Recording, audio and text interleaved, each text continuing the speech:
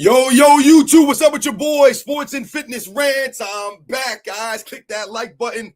Subscribe to my channel. What's up, y'all? Welcome back and welcome to another live edition. That's right, ladies and gentlemen. You guys know the deal, man. Welcome back to another live. And, man, we got some things to talk about in this live. As always, we're going to talk about a little bit of everything, a little bit of anything. But I got some certain things I want to talk about. Shout out to my man, Uncut Hoops. I want to talk about some of the things he touched on in his latest video as far as Steph Curry's longevity, quote-unquote longevity versus LeBron James longevity, and how Steph Curry, in fact, actually has real, true longevity as opposed to LeBron James longevity, which we all know has been fraudulent and has been all narratives, smoke screens, and mirrors, like I've told you guys many, many times on this channel. I also want to talk about, shout out to my man AOH, some of the videos he's been dropping. I mean, AOH, the Czar, has been on a tear with these Reggie Miller videos. The last, four parts. I watched all four of them, man. I was cracking up, laughing through the entire stuff. I mean, Reggie Miller, my goodness, dude. He has no shame, Reggie Miller, no shame. So we're going to talk about some of that stuff.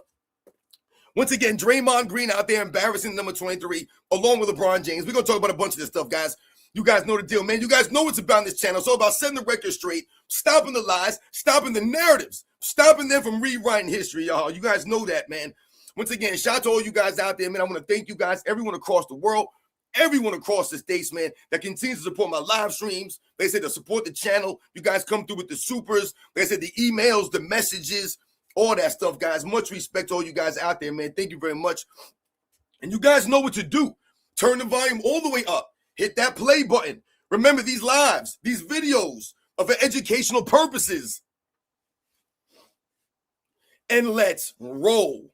So, yes, guys, once again, man, shout out to everybody out there that continues to come through and support the live stream. Shout out to my man, Cac Smirk Night, the Smirk Night. Shout out to 5318. What up? Shout out to you guys always coming through early. My man, Bandhead07. What up? We in here. Yes, sir. Thank you for coming through as always. My man, Michael Gill. What up? 5135. Always coming through. Lil Barbie is the greatest flopper, stat patter, lying, fake activist, etc. For real. That is the facts right there. Shout out to you. Shout out to Renee coming through. Shout out to you always coming through. What up? The Jesse Glass Saget. What's going on? Shout out to you guys always coming through. Like I said, man, the true supporters of my channel. You guys continue to come through. I hate you guys with an evening live stream. I don't normally do live streams at night because I'll be going to bed early.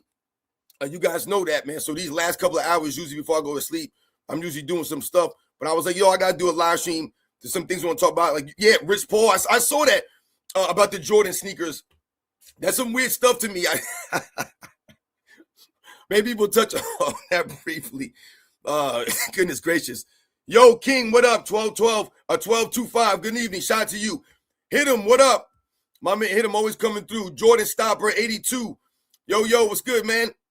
Heath Overledger, what up, man? Thank you for coming through. Vin Rock, what's going on? Quietly, shout out to you. TG, what's going on?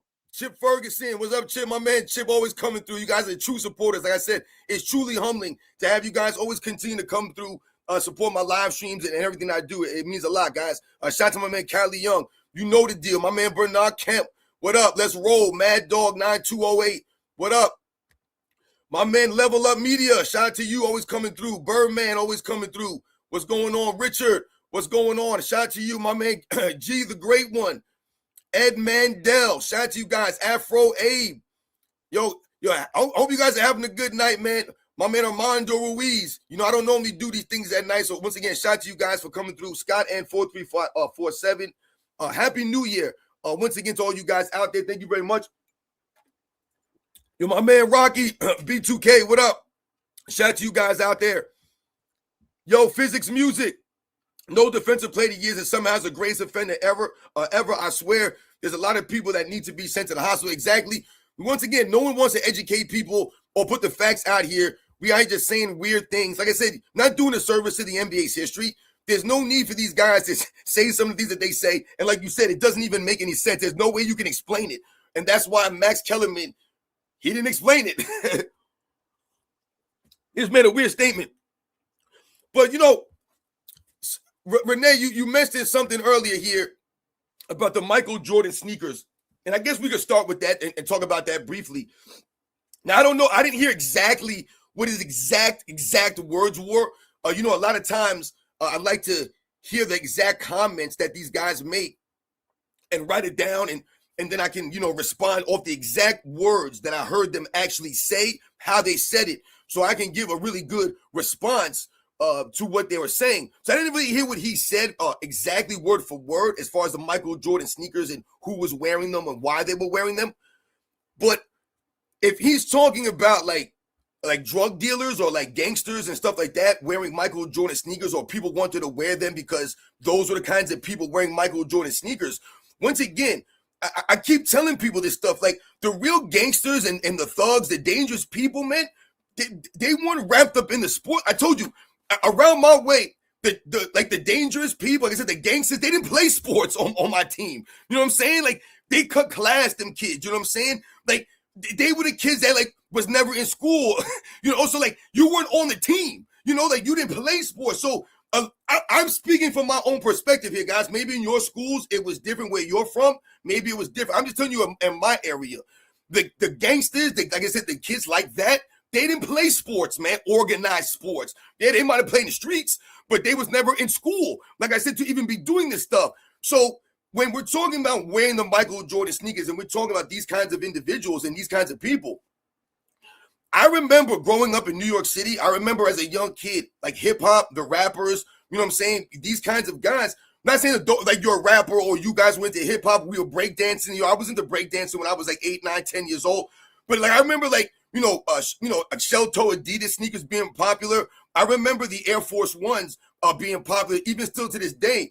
If you had a pair of Air Force Ones on, because Air Force Ones weren't expensive sneakers, and Air Force Ones was something that you could wear with all kinds of different gear. So when you're talking about some of the sneakers that some of the quote-unquote gangsters would wear, like I said, it wasn't like that. Like I said, for me anyways, like when I think about the Wu-Tang Clan, some of like the rappers that I remember growing up watching, or some of the quote-unquote gangsters, you know what I'm saying, that wore the sneakers or wore whatever they were wearing, the fashion, it wasn't necessarily Jordans. You weren't like, oh, I'm going to wear the Jordans because Method Man was wearing the Jordans.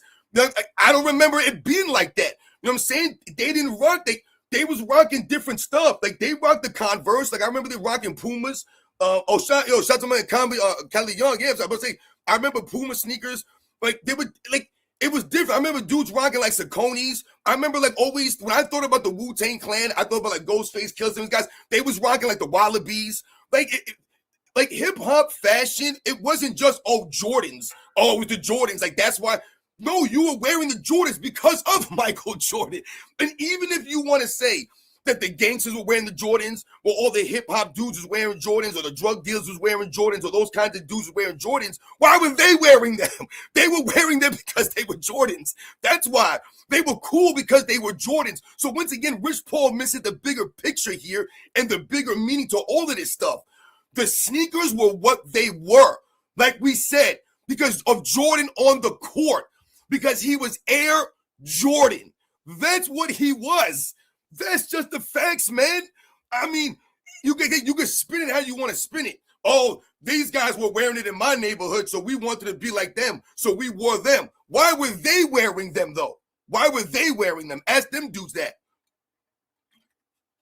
They were wearing them joints because they were Jordans, and them joints was cool because they were Jordans. You know what's funny? Someone told me that Michael Jordan sneakers are only popular versus LeBron James sneakers because Michael Jordan sneakers were quote unquote made for fashion. They were made for just for looks, right? They weren't made to be worn to play basketball. And I laughed at that. And I said, even if you want to say that was the case, even if you want to say Michael Jordan sneakers are just solely for fashion, that man played ball in them joints. He balled in them. It ain't like them joints was just on the shelf. He advertised for them, right? But he never played in them sneakers. He was doing what he did in the Air Jordans. So once again, is it the shoes? Because some of those models of Air Jordans, yeah, they ain't easy to play basketball in. How are you going to play ball in some of them things? It ain't like that. Because once again, yeah, maybe they weren't made at the time that they were made specifically for certain designs like some of these sneakers are made today. So when you think about Michael Jordan being able to play basketball in some of these designed Michael Jordan sneakers, and then people want to say, oh, they were just made for fashion, that's why people wear them. No, Michael Jordan was playing basketball in them sneakers. He actually balled out and was one of the Air Jordan in them things. Like I said, he did it in those sneakers. Right now, I'm currently playing basketball in the Michael Jordan, the Air Jordans 38s. I believe they are 38s. That I'm playing basketball in right now. That's my current basketball sneaker right now. And I'm going to wear them joints into the ground. Just like I was rocking the Kobe's before. All right? I was rocking the high Kobe's, man. The 9s. Right? I remember my brother used to play basketball in the Christmas Kobe's. Right? So I'm going to wear them sneakers into the ground. But that's what I'm playing ball in right now. But those sneakers are not necessarily fashionable sneakers. To me, those sneakers aren't really nice looking sneakers I would wear and wear out. You know what I'm saying? With an outfit and be like, yo, I'm doing it right now. To me, those sneakers are actually functional. And actually, like I said, for when I wear them, they feel great on my feet. They're everything that I need. So that's what I'm currently wearing when I play basketball on the streets right now. I'm in the gym on the court. That's what I'm rocking right now. So we talk about the evolution of the Michael Jordan shoe and a lot of these different kinds of things. The evolution of sneakers in general. We talk about the advantage of the players today over the players of the past and some of the equipment that these guys were playing in. You know what I'm saying? You see my man Dr. J is playing it right there? All right? All right, and this is not even back in the day. This is in the 80s. So if you're talking about some of these times, these guys back in the 50s and 60s, I mean, they're walking around with paper on their feet. They're playing basketball and cardboard. All right? And you got people out here talking trash, acting like it's harder to play now. And woe is me now when them dudes out there playing with cardboard on their feet. Dudes out there playing in canvas. Straight canvas. But anyway, so yeah, I don't know. Rich Paul's a fool, man. I don't know what he be talking about. Like I said, anything to discredit Michael Jordan. And remember, guys, Rich Paul's the same guy that said that he's on par shooting the ball with guys like Reggie Miller, Steph Curry, and Ray Allen. Remember that. I always bring that up because for anyone that, I mean, once again, have I ever come on here and said, oh yeah, man, put me on the court with any of these dudes and I'm just like that? I've never once said I can play one-on-one with these dudes. I should have been in the NBA.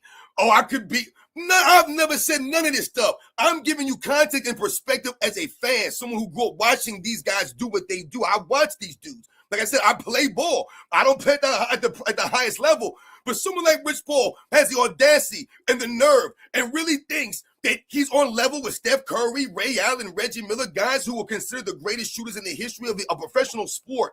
The best at that sport, professional level, and you put your name in the same sentence as those guys, like, come on, man. That's what lets you know you live in a delusional world. Like, this dude thinks because, you know, he got with this chick Adele. I don't even know if he's still with this chick Adele, but you think you with this chick Adele who lost like 1,000 pounds or something like that, and you think you doing something, dude? Like, you ain't cool. Like I told you, these guys are not cool. Rich Paul, you're not cool. Like I said, I don't know what neighborhood you from, where you was at, where you grew up. Like I said, for you to make statements and act the way that you act and be the people that you are, I don't know where y'all from, but y'all not cool. You want to be in my neighborhood. You want to be the cool person in my school. You wouldn't have been a cool person in my neighborhood, but all of a sudden you cool now. Why? Because you know LeBron James, but LeBron James not cool. So like I said, you're cool through association of LeBron James, and he's not even cool. So like I said, I wouldn't even want to be with cool. Like I said, if LeBron James called me up and was like, yo, man, you want to be part of my entourage? I'd be, the hell with that. Hell nah. Because once again, that says more about who you are. I ain't walking around with you in that clown show that you call your entourage. Like I said, bunch of yes men. Y'all ain't got no respect for LeBron James. Y'all ain't got no respect for yourselves, to be honest with this fool. You got this man walking around crowning himself, doing these goofy dances, going to these stupid shows, doing these stupid podcasts, wearing these goofy outfits, saying these stupid things, tweeting stupid stuff. I mean, my goodness, man. Every time you turn around, this fool says something dumb. He looks stupid. You don't look cool. Remember, cool people don't have to try to be cool. That's just who they are. It's just the way they go. LeBron James tries to be cool. And I told you, a lot of these guys, they think they're cool when they're not. Listen, everybody ain't cool. We talked about this. And that's all right, man. That's okay. But to think you're cool when you're not is terrible. It's the same thing with these guys. They think they're smart when they're not. Not everybody's smart. Not everybody's going to be smart. And that's cool. Not everybody's going to have street smarts. Not everybody's going to have book smarts. But once again, to have what? Self-awareness and know what you don't know. These guys think they know everything. They're professionals on everything. Like, all their opinions matter more than everybody else's. But then when you ask them to explain the opinion, they can't do it. They can't explain it to you. I always try to give you guys examples, highlight what I'm trying to tell you. I'm always trying to give you this stuff. I'm trying to explain to you. I'm giving you the context and perspective here. These fools just make a statement, don't make any sense. Listen to Reggie Miller. Like I said, a shout to my man AOH. I'm listening to Reggie Miller speak on this damn broadcast. The dude, AOH did 4 parts. 4 parts. If you guys haven't watched this stuff, you have to go watch it. Yo, shout out to all you guys for coming through, man. Forgive me, I'm rambling on here. Just asinine stuff from a lot of these guys. Shout out to my man Scaly Reptile for coming through. Hit him. What up, man? Shout out to you for coming through. Nathan Hampton, what up? That's what I'm saying, man. You know the deal. All right, these are the facts out here. They only trying to make excuses. Taj Rahim, what up? You guys know the deal, man. The Seymour Scratch Show. This guy has an MJ shrine. Where's the MJ shrine? You guys are funny, man. You got a shrine to me. I mean, dude, what is this? Is that DuckTales? Like, what is your profile picture? Goodness gracious, man. Got Scrooge McDuck over here calling me, telling me I got an MJ shrine while he's wearing the Michael Jordan sneakers, man. I guarantee you the dude's wearing the Michael Jordan sneakers. Here they are, though. Telling you weirdest fan base in the history of the world is the LeBron James fan base, man. They don't make any sense. Shout out to my man Hayden Phoenix. What up?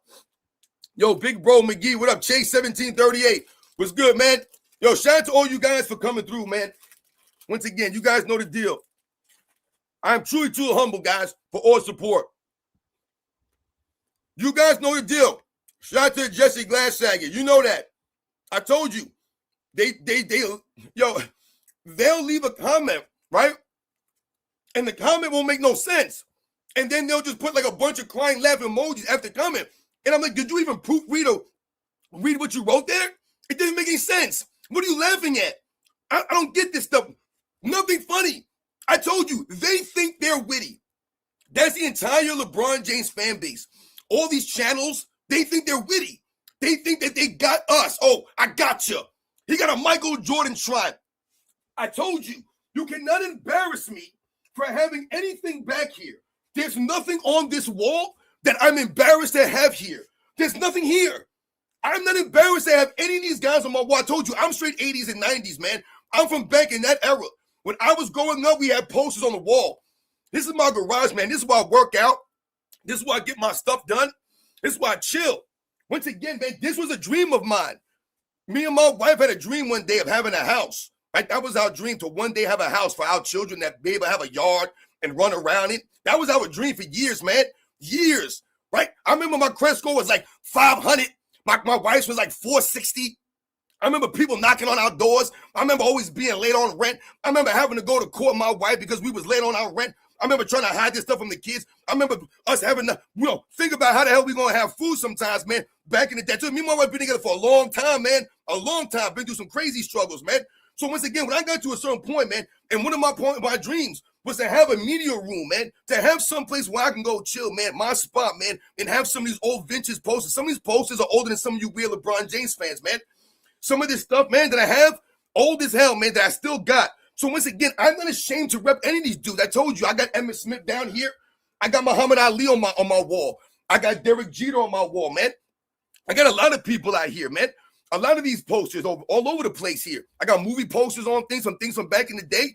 There's nothing you can say to me that's going to make me rethink anything that I've ever done in my life and be like, oh, man, maybe this guy's right. I got a Michael Jordan shrine. I should be embarrassed. No, I told you, you guys should be embarrassed, man, for being LeBron James fans. There's nothing embarrassing about me. Once again, I told you, he don't owe me nothing. I owe this dude. I owe Michael Jordan, man. I saved 1,000 times. All of these dudes. Them dudes showed up, man. Them dudes showed up. And like I said, as I've grown and I've gotten older, I've gained more of appreciation for these dudes, man. Especially someone like Michael Jordan. Because Michael Jordan now has become under fire. And I told you, I don't care about people's opinion. I do not give a damn. You don't think Michael Jordan's the greatest? You think Michael Jordan was trash? You think that's great. That's that you want to have that opinion. If I told you, you must be able to explain your opinion or keep your damn opinion to your damn self. But a lot of y'all weirdos want to come out here and make jokes and then put the emojis after stuff. Y'all ain't saying nothing, man. You guys are the joke. You guys are. That's why when you see your boy LeBron James walking around with Michael Jordan sneakers on, and then he puts Air James on the side, dude, you are corny. You are weak. You're weak. Your fan base is weak. That's some weak ass stuff. You ain't never gonna see Michael Jordan step outside with a pair of LeBrons on and put Air Jordan on the side of them joints in black Sharpie. Dude, that is the weakest move, man. Weak as hell. And your fan base is weak. That's why they leave these weak comments. That's why their channels is weak. And their entire fan base is weak. You ever go to some of these videos? You ever see the comments in some of these videos? Oh my goodness gracious, man. Every other comment is my glorious king. But they're talking about, I got a shrine. I've never called Michael Jordan my glorious king. I've never called him the glorious Air Jordan. I've never once said, I'll leave my woman for Michael Jordan. Didn't we talk about this the other live? These weird things you guys say out there, these weird LeBron James fans. Y'all be talking about leaving your women for LeBron James. Talking about you wish you were his woman. That's why I tell you, there are no fans of LeBron James that are grown men. They're adults. There's no grown man that would ever say they want to take their place of a woman.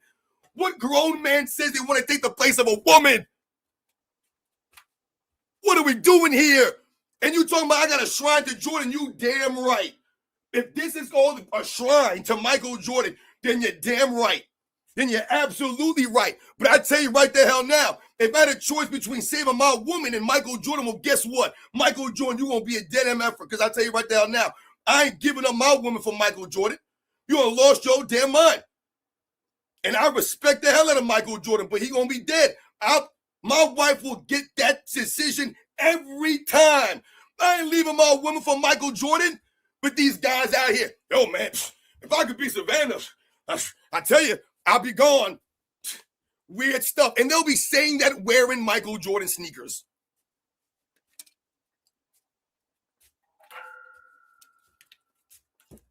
I bet, yo, Mike, if I got time to save you, I'll come back for you. But my woman got to take precedence over here, bro. You know what I'm saying? I said, if I got time to come back for you, I come back for you. But it ain't gonna be no like, yeah, let me think about this, man. It's Michael Jordan. Nah, man, it ain't like that. All right? It ain't like that. Weird stuff out here. You guys know that, man. These are the facts. These are the facts.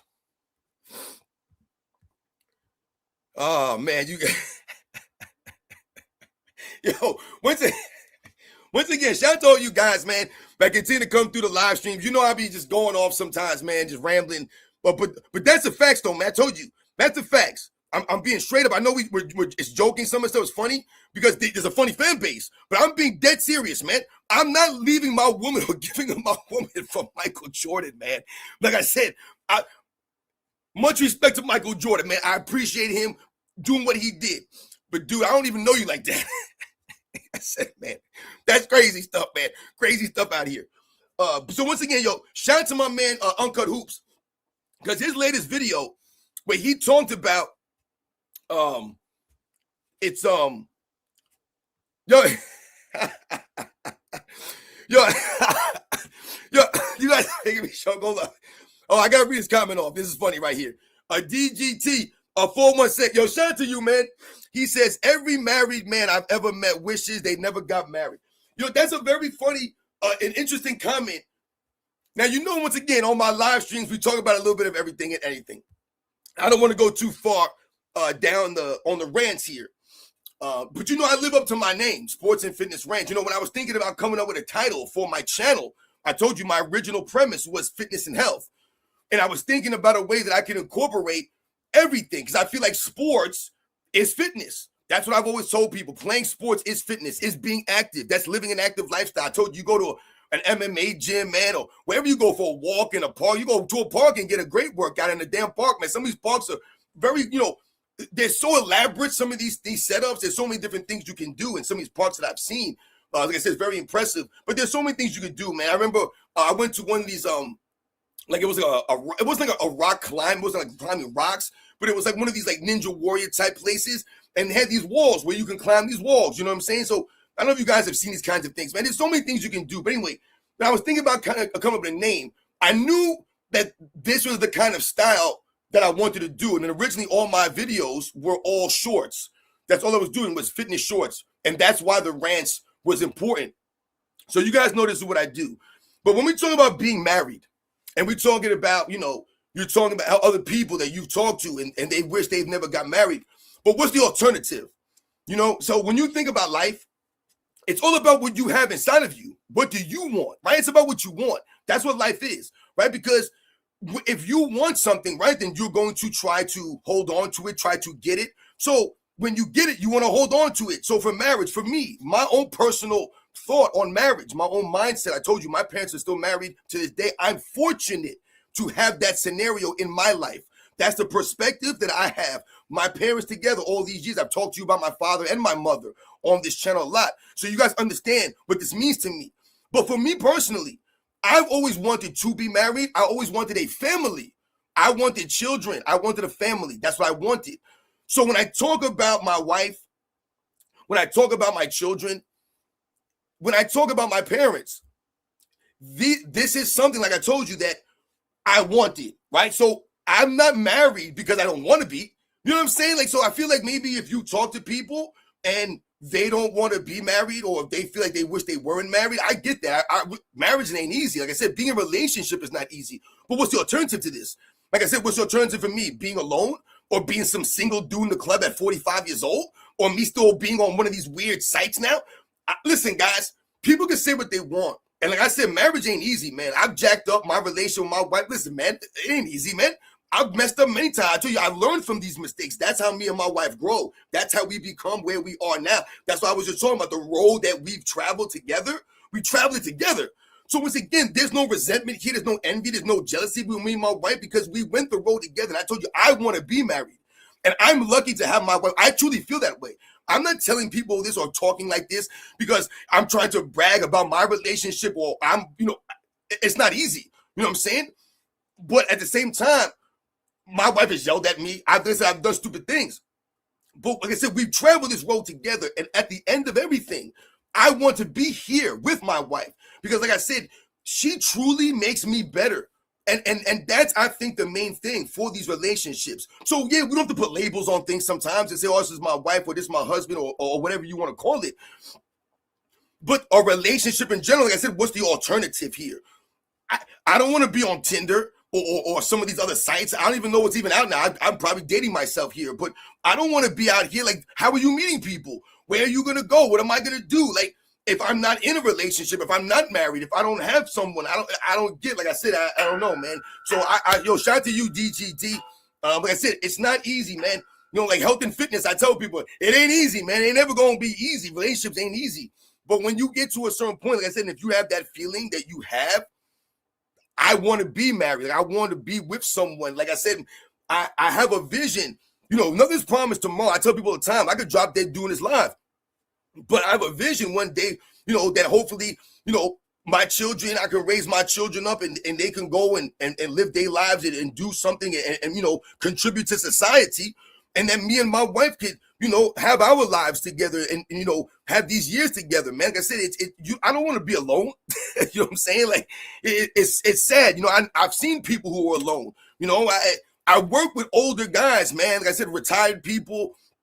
And some of these guys ain't got nobody, man. And it's sad. You get sick of something when you're older. There ain't nobody there with you. No one there for you. What you gonna do? Shout out to all you guys, man. I know men who are mad when she comes home from work. He pretends to be. God damn, son. Yo, man, I could do a whole other channel on that kind of stuff. Yo, you know what I wanted to talk about too is I want to touch on Uncut Hoops video though, man, for real.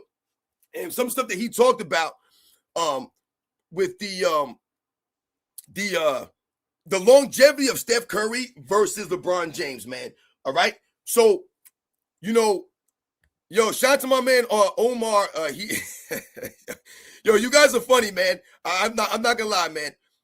He said, got patience for real. Yo, I'll tell you right now. I mean, think about how I am.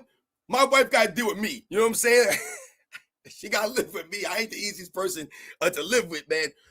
But yo, Uncle Hoops was talking in his latest video about Steph Curry's longevity versus LeBron James' longevity, and how Steph Curry's longevity is actually truer than LeBron James' longevity has been, especially over the last 4 or 5 years.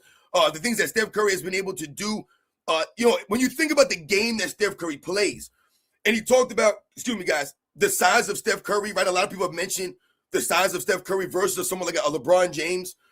Also versus the type of game that Steph Curry plays, right? You've seen Steph Curry, running around and, like he just never stops. So when you think about having to do this, later in your career, all of these seasons now, and you're running around still playing that style of basketball game, and we've talked about the impact still from Steph Curry. Now, Steph Curry has his nights, right, where he's off, right? He's had these up. When you're shooting those kinds of shots and you're playing that style of game, you're going to have some of those nights. It's just the way the game goes. But there's been lately over the last couple of years where Steph Curry has been, missing more games more frequently now. And these guys are starting to get, like I said, getting a little bit older. But when you really look at the game that Steph Curry continues to play, and like I said, you still look at the impact. Steph Curry's not negative 54 like LeBron James was last season. I think he was like plus 299 or whatever he was last year. He still continues to have an impact, even though the Golden State roster has fluctuated over the years, right? They've lost guys like Klay Thompson and others over the years, right? Kevin Durant has come on and off the roster. They've had all kinds of guys on and off the roster over the last 5 or 6 years or so.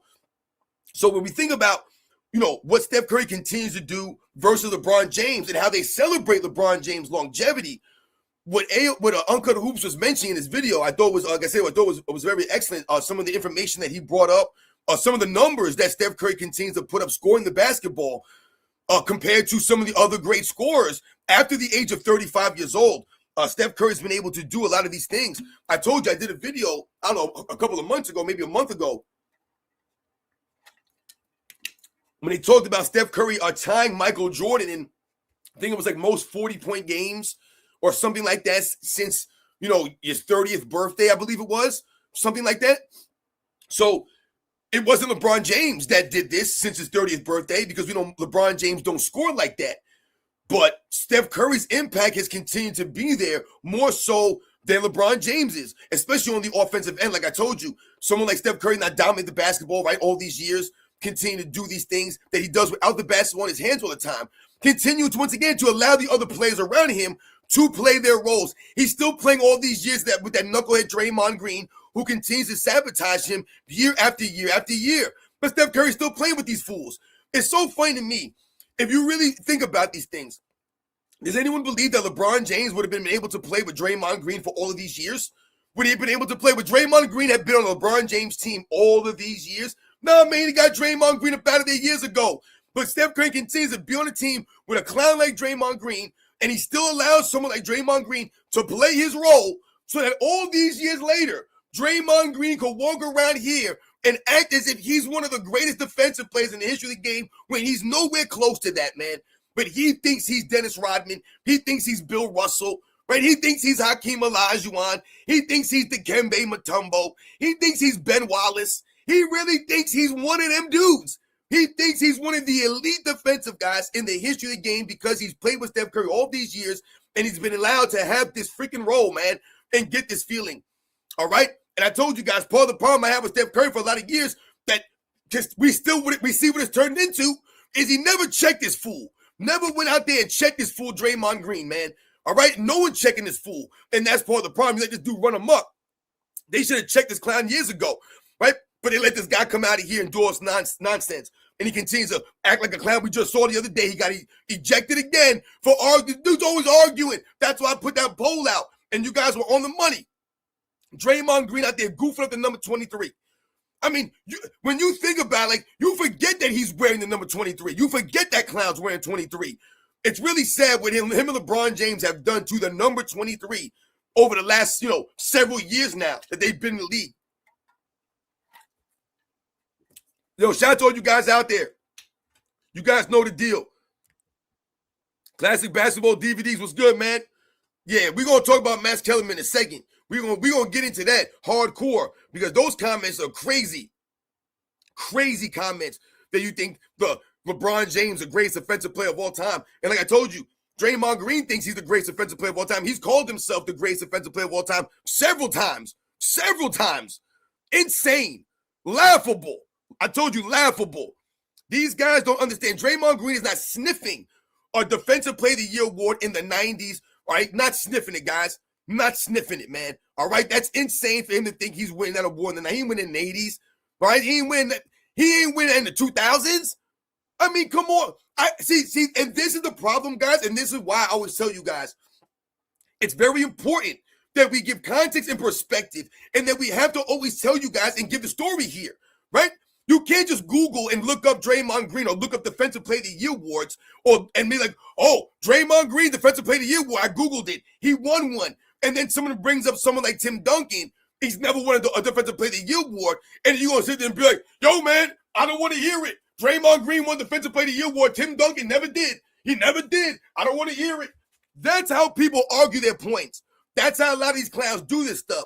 That's how they'll argue stuff. I don't want to hear it, man. He made this many all-defensive teams versus this guy. But once again, they don't give you context and perspective behind this stuff.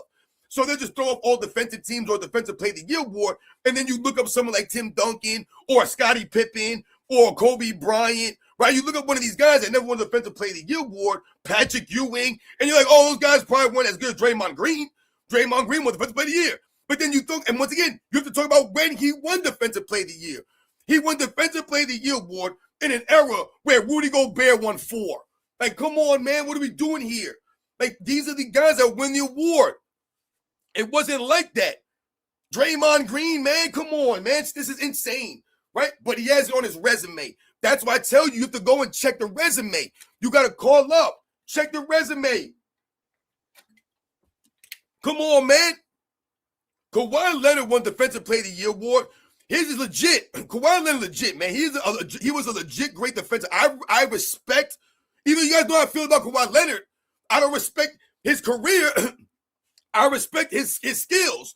I respect his on-court game. I told you what that dude could do on the court on both sides of the ball. For those years, I tell you guys, sensational. That dude had the potential to be a top 10 player all time, Kawhi Leonard. He was legit all-time great defensive player when he won that award, man. No doubt about it. Draymond Green. Nah, man. Draymond Green, I'm not. No way. No way, man. No way.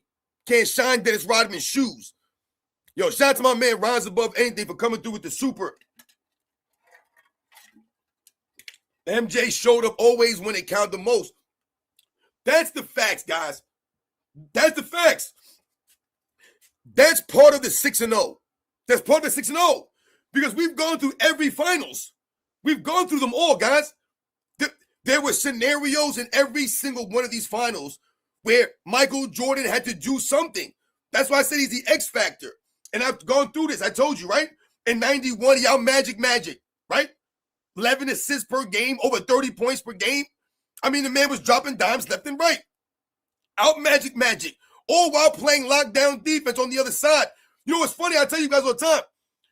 People be, oh, Michael Jordan needed help from Scottie Pippen. Scottie Pippen was guarding Magic Johnson, right? We all know that's been debunked, and we've talked about this kind of stuff, right? But the flip side to it is that Michael Jordan took the challenge. That's the point. Once again, even if you want to say Michael Jordan couldn't guard Magic Johnson or Michael Jordan was getting cooked by Magic Johnson, he's Magic freaking Johnson. He's the greatest point guard in the history of the game. Some people argue he's the greatest player in the history of the game. All right, to me, he's a top 5 player in the history of the game. So if Michael Jordan's getting cooked by Magic Johnson, who gives a damn? He's getting cooked by Magic Johnson. That's what Magic Johnson does. He cooks people. That's why he's Magic. But Michael Jordan took the challenge on. Was Magic Johnson guarding Michael Jordan? Did Magic Johnson want that smoke? Nah, Magic Johnson didn't want to guard Michael Jordan. And that's not a knock on Magic Johnson. That's not who he was. Michael Jordan was that dude. So he took the challenge on in 91. In 92, he out-Drexler. In the 92 finals, Michael Jordan made more three-point shots than any player on both teams. He out-3-point shot everybody when they said, well, Drexler shoots the 3 better than Michael Jordan. That's what he does better than Jordan. He shoots the 3 better than Michael Jordan. He said, all right, hold my beer, y'all. He shoots the three better than me. And then proceed to rain threes on dudes and hit us with the... LeBron James does this after he loses his man on D and blames his teammates. Michael Jordan does this when he can't explain his own greatness. He's just like, I don't even know what I'm doing out here right now. This is insane. But that's what he did in 92. And then in 93, the man had to average 41. Historic. The highest average in the finals. Why? Because Charles Barkley was balling and the Phoenix Suns were the number one offense that year, and both teams scored the same amount of points. So, in those moments, Jordan came through in the clutch a lot of times, right down the stretch of those games, did he not? Remember game 6 when they tell you he was saved by Paxson? When he scored 9 of the 12 points in the fourth quarter before that shot? Once again, raising it up when it mattered most, right? I mean, we talked about 96, right? When he out-muscled, he out-gritted Gary Payton and Sean Kemp and the Super Sons in a very scrappy team. He out-trash-talked them, right? He out-muscled them. He out-savvied them, right? That he outclassed them. 97, 98, right? Once again, they outmaneuvered and they once again executed the Stockton and Malone Utah Jazz that out-executed everybody. That's what they were about with Jerry Sloan. Execution. And they were out-executed. The flu game in 97, the 1998, the greatest three-play sequence in the history of the game. Every time it came to something, like my man Rise Above Anything said, Michael Jordan came through. He came through. He wasn't perfect, but he came through when it mattered most in those moments. You guys know the deal, man. These are the facts. It wasn't Scottie Pippen. He was there, but it wasn't Scottie Pippen bailing him out, saving him from, a disastrous performance. Oh my God, where would Jordan have been without Scottie Pippen, carrying him through? Scottie Pippen was there in moments. He had moments. He had times. He was part of the team. He played his role, though. He was a role player. It was Jordan and the Jordan-heirs. Remember that. Yo, shout out to the real Siberius. Context is the kryptonite of the modern NBA. Absolutely. Absolutely. That's the facts. That's the facts. Yo, shout out to the lonely one coming through. Like I said, you guys truly humble me, man. The real Siberius, rise above anything. The lowly one, you guys always coming through. Educational purposes, keep rolling. You know it. You know what I'm going to do. That's what I do here. Keep rolling. You know the deal. That's right. Pooey Pure Blood, YT, you know he wants all the smoke. That's what it's about, man. That's what you want to compete. I tell people, man, a lot of these fools out here, they didn't compete in sports. They might have participated in sports. That's why you got your participation trophies. But you didn't compete in sports. Because to be a competitor, to compete, would mean that you can't support LeBron James. That's how I know you're not a competitor. Because LeBron James is not a competitor. How could you respect someone like that? He ain't competing. Michael Jordan was a competitor, man. A lot of those great players, Larry Bird, I told you, Jerry West was such a competitor that the men had suicidal thoughts after some of these losses to the Celtics. They said it was taking a toll on him. He didn't know if he was going to make it to the next night. I mean, that's competition. That's like, damn, that matters to you. It hurts. LeBron James will lose the finals and then wear a shirt that says, check my stats. Right? He'll be down, 2 games to nothing, 3 games to nothing. They'll ask him how it's going, and he'll say, yeah, I'm averaging a triple-double, so I'm good. I don't know, man. I'm good. What? These are your responses? I'm the greatest player in the world. You're the greatest player in the world. And you proceed to go out there and choke it up. And then you proceed to go out there and make excuses, coming to post games wearing soft casts and stuff. Get out of here with this nonsense. That's not a competitor. You would respect that if I sat back and saw Michael Jordan. Like, think about Michael Jordan. I told you, after the loss to Orlando Magic at 95, right? And then you see Michael Jordan come to the post game and he's got a cast on. All of a sudden, his arm is in a sling now, right? He got a patch on his eye. And he comes to the post game and he's like, yo, y'all don't even know what happened out there. Listen, I averaged 30. I'm the greatest player in the world. I average 30. I don't know where Scottie Pippen is. I don't know what y'all want from me. All right? But I'm Michael Jordan, damn it. I'm a god. I'm a basketball god. I'm the greatest player ever. What y'all want from me, man? I won 3 in a row. I retired, man. My dad was killed. All right? What you want from me, man? Michael Jordan ain't do none of that stuff, man. He ain't coming with no damn excuses. He ain't coming with a bunch of Band-Aids and all kinds of stuff coming on. Remember in 98 against the Pacers when he had the thing on the eye and Reggie Miller pushed him in the chest and hit the 3? Right? Did Michael Jordan make a big deal about it? Did he flop onto the floor? Did he cry and moan? Did he get on the referee's face like a crazy person? Did he come to the post-game press conference and make excuses? No, he said, y'all got to come to Chicago. Because they still got to come to Chicago. It don't matter. You got to come to Chicago, player. Don't nobody want to go to Chicago. You want to play Michael Jordan Bulls Chicago? You don't want to see Michael Jordan and the Bulls in Chicago. You don't want to see Michael Jordan, the Bulls in Chicago, man. I remember, guys, I'm from New York City, man. I remember the Knicks and the Bulls. You did not want to see the Knicks having to play the Bulls in Chicago.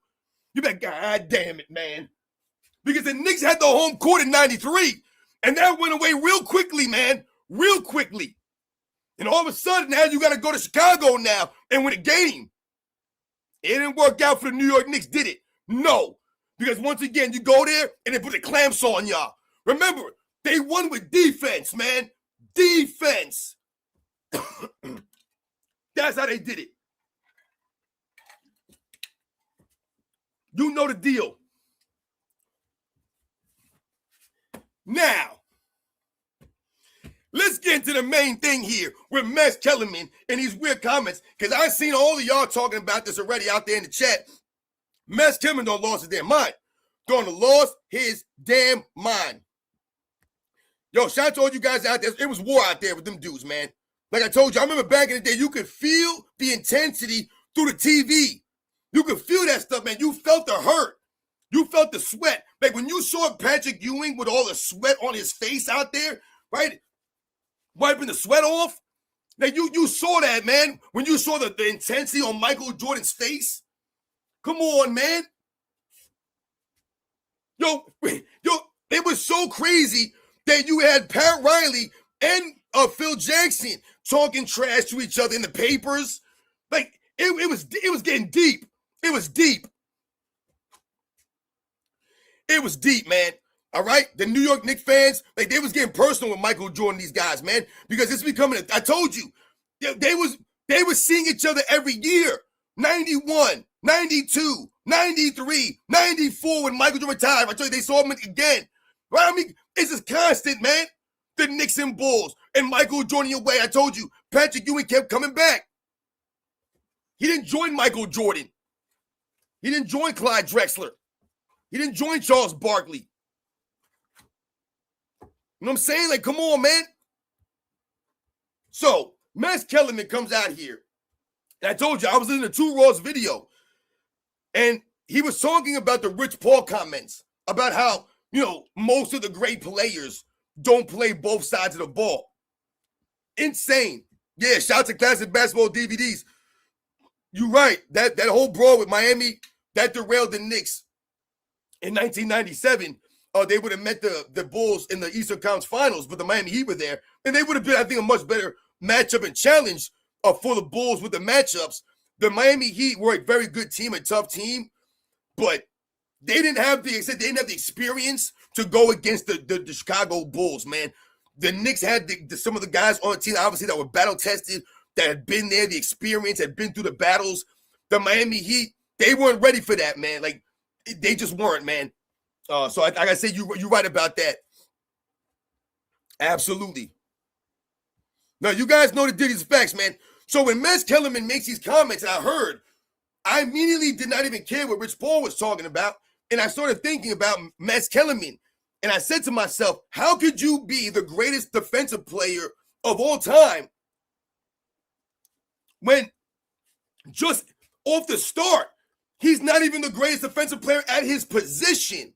So, I mean, I think we have to start there. That's where we have to start.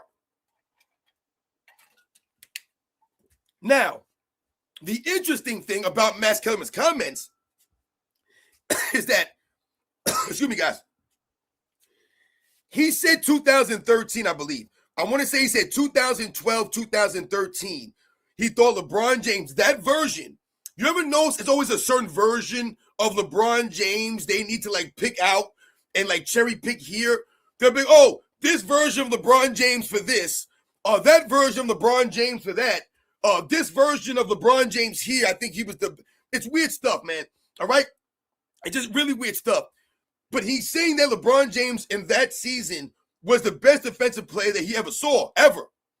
And he's the greatest defensive player of all time. He said the things that he could do 1 through 5. Once again, we do the 1 through 5 nonsense with LeBron James at that point in time of his career. And during that season, LeBron James was actually listed at power forward. So I thought about this a second, and I said, LeBron James is regarded as a small forward. I think we all agree, all-time rankings-wise, LeBron James is viewed and seen as a small forward. But we know over the last 5, 6, 7 years, this whole, whatever this, I don't even know what you want to call this, stint in LA has been. Because to me, this has been a disaster. This has been a bunch of nonsense. It's been a joke to me. But whatever you want to call these years in LA, he's been the point guard there on paper, right? Remember, it's on paper, what they have him listed as. He's been the point guard. He's been the power forward. He's been the center on this damn team. He's been essentially every position except for, I believe, shooting guard on the Lakers on paper, right? He's played these positions on paper. He ain't guarding point guards out there on the defensive end, right? He wasn't guarding point guards in 2020, even though he was listed at point guard, even though LeBron James plays the quote-unquote point guard every damn year because he's hogging the ball, playing in the system. So when he's listed at power forward, I'm thinking to myself, LeBron James in 2013 played power forward. So is Max Kellerman saying that he's a power forward? He's the greatest defensive player of all time as a power forward? Like what he did at the power forward position that year made him the greatest defensive player of all time, being able to guard 1 through 5 because he's a power forward that has versatility of a Kevin Garnett. Does anyone think that LeBron James has the versatility defensively of Kevin Garnett? This is laughable to me. The things that I saw Kevin Garnett do on a basketball court at the power forward position, the way that he could do these things, his recovery on the defensive end, his ability to block shots, to create steals, to cover multiple positions. I told you, I saw Kevin Garnett guarding Michael Jordan in 2003, right? When Michael Jordan was on the Wizards. Granted, it wasn't Air Jordan, but I saw him going against Michael Jordan in 97, 98, and I saw him going against Michael Jordan in 2003. And Kevin Garnett could go 1 through 5 to me better than LeBron James ever could. So if I had to choose between two people that could guard 1 through 5, Kevin Garnett or LeBron James, you give me Kevin Garnett all day, every day. Because like I've told you guys, it's not only Kevin Garnett's defensive abilities that we all understand, right? Makes him one of the elite defensive players in the history of the game, Kevin Garnett. But Kevin Garnett was also a very good rebounder. So his rebounding versus LeBron James rebounding, night and day, guys. Night and day, man. So I'm giving the edge again to Kevin Garnett. And the rebounding and defense go hand in hand. Kevin Garnett was that dude on the defensive end when you talk about the versatility of the defensive end. I'm not saying he's the greatest defender of all time, Kevin Garnett, but I'm saying that he's much greater than LeBron James is. And I'm just talking about a power forward. We talked about Tim Duncan earlier. LeBron James, to me, is not greater than Tim Duncan defensively. To me, Tim Duncan is not as versatile as Kevin Garnett is defensively. I wouldn't have Tim Duncan guarding point guards or shooting guards or even think he could do this like that. But Tim Duncan's defensive abilities and impact, undeniable. LeBron James ain't leading no number one defense. No, not leading no number one. You know that LeBron James has never led a number one defense. His team has never, the only time that LeBron James has been part of the number one defensive rated defense in the NBA was 2021, guys. 2021. He played like 55 games that season. The Lakers were the number one defensive team, and they lost in the first round, and he walked off the court early. And you know who was on that team that year? Marc Gasol. Isn't that funny? The only time LeBron James was part of a number one defensive team, Marc Gasol was on the team, and he started like half the season. I think he played like like 55 games or something like that, Marc Gasol. And he started like 46 or something like that. But he was on the team. I think he played 20 minutes a game that season at the center position for the Lakers. Never led a number one defense. Never led a number one defense, guys. Never on a number one defensive team. LeBron James, the Miami Heat were never a number one defensive team when he was on Miami. They never were. They were a very good defensive team. Not saying he was never on a good defensive team, but they were never the number one defensive team. But he's the greatest defender playing defensive of all time. Tim Duncan, San Antonio Spurs, were an elite defensive team for like 20 years straight, guys. For like 20 years straight. They were an elite defensive team. I mean, yeah, you had some years there towards the later 2010s that, maybe they had a little dip there. But, they were a top defensive team year after year after year, man. And the funny thing about the Marc Gasol thing is because we all know Marc Gasol was the guy who robbed him of the Defensive Player of the Year award. So all those years later, LeBron James, number one defensive LA Lakers, Marc Gasol's your starting center. Hilarious stuff, man. Hilarious stuff. Max Kellerman just talked. I told you, you have to explain your opinion. You think LeBron James, the greatest defensive player of all time. There's no way you can explain that. Because the funny thing about this whole, like I said, greatest defensive player of all time, you're not even the greatest defensive player at your position. So if we think about the small forward position overall, because that's what LeBron James is he the greatest defensive small forward of all time, LeBron James? No, he's not, guys. He's not even close. He's not even close, man. All right, guys? Shout out to the real Siberius. How can he guard 1 through 5 in an era without positions? Right, that's another great point there, the real Siberius. Because, like you said, if there were real true positions like there were in prior eras, like the center position we talk about, does anyone believe? I'm being honest. I mean, guys, we have to be real here. We must continue to get the facts and educate people. Does anyone believe that LeBron James could guard true legit centers from other eras? No, he cannot guard them. You're going to put LeBron James on any of the centers from the 90s? Like I said, even the second tier guys, like a Rick Smits, would destroy LeBron James. They're just too big. They're legit big men. They have post games. They're going to be banging LeBron James all game. He ain't built like that. We've seen LeBron James fold up. Fold up, man. Fold up. I mean, come on, man. It's not like that. He's not going to be able to take banging from a guy like Rick Smits all game or Brad Daugherty. You're going to bang all night with Robert Parrish down there? No, you're not. Because it's not just the centers. It's the counterparts, the power forwards, right next to these guys. McHale and Parrish all night long, man. Goodness gracious, man. Stop it. Them elbows and shoulders everywhere flying at you. Kevin McHale's long arms. Robert Parrish, that dude is scary as hell. You're going to go and play against the Detroit Pistons with Bill Laimbeer and Rick Mahorn down low? Or James Edwards and Laimbeer? Or Sally and Laimbeer? Or Mark Aguirre down there? I mean, my goodness, man. These guys are tough as nails. They're going to be beating on you. They're going to be hitting you. You're going to go down with Rick Smits all night? With the Davis boys also? You're not playing center in the 90s, dude. Oh, you guard 1 through 5. No, you're not. No, you can't. Delusional. Once again, those are words. That's not actual facts. We've never seen LeBron James do it. He couldn't even guard Dwight Howard. Now, I'm not knocking Dwight Howard, but Dwight Howard's not Patrick Ewing. Dwight Howard's not Hakeem Olajuwon. He's not Shaquille O'Neal. Come on, man. This is insane for people to say some of this stuff.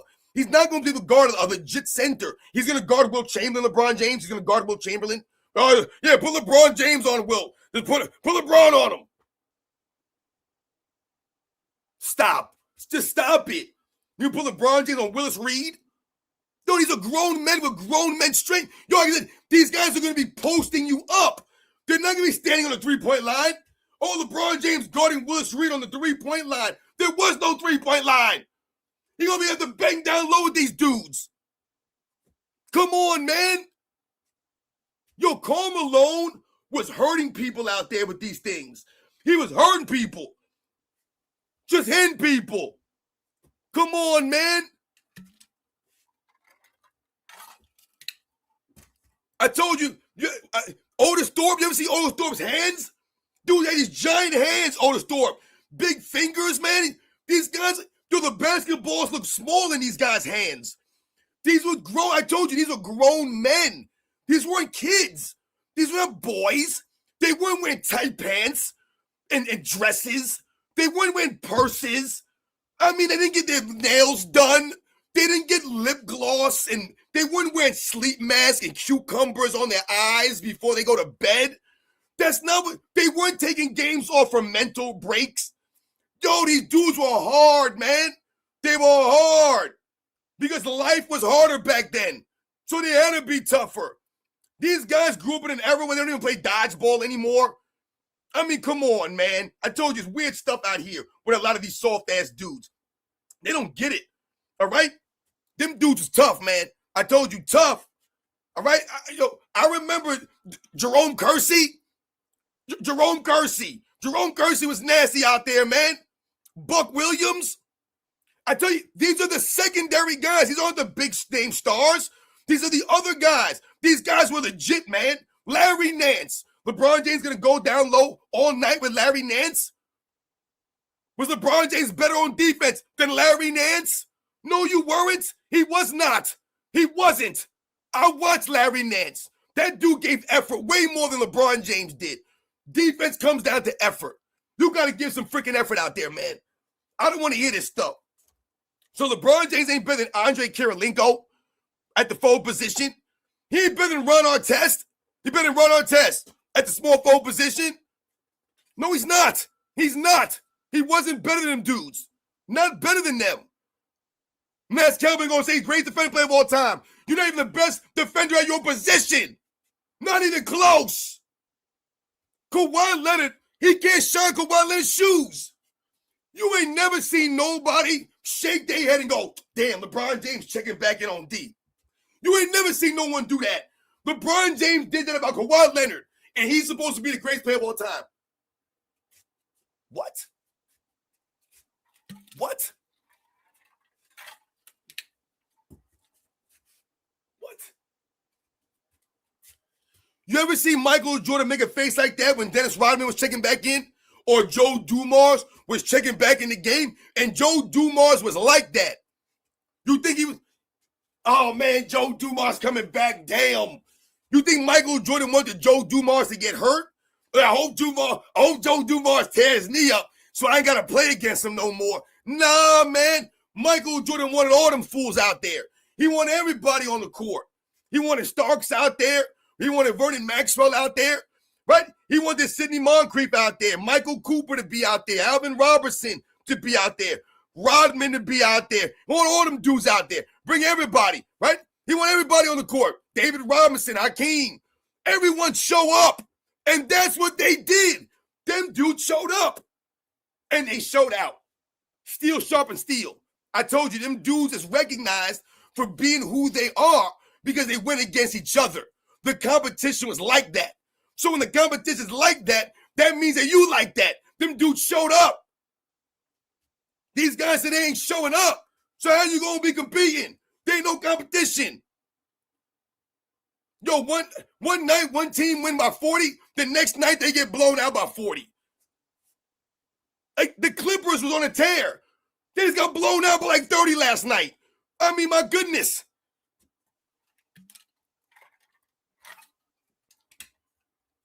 Is LeBron James anywhere close to Scottie Pippen on defense?